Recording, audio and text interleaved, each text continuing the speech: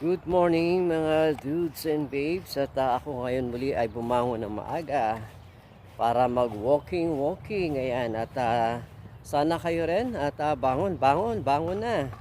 Mag-exercise tayo. Magunat-unat tayo ng buto. Ayan.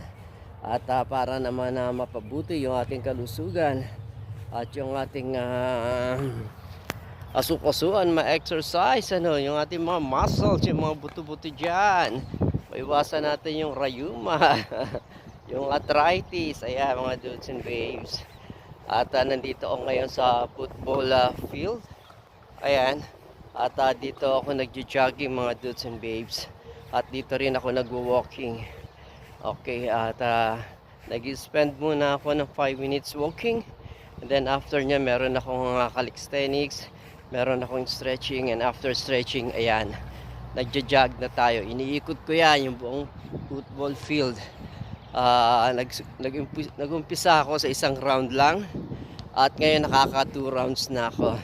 So maybe next time or today maka 3 rounds na ako. So ano lang, gradual lang dapat, hindi biglaan ng progression. Okay, everybody, mga dudes and babes, lalo na yung mga kaidaran ko dyan, bangon, walk na tayo. Ayan, thank you.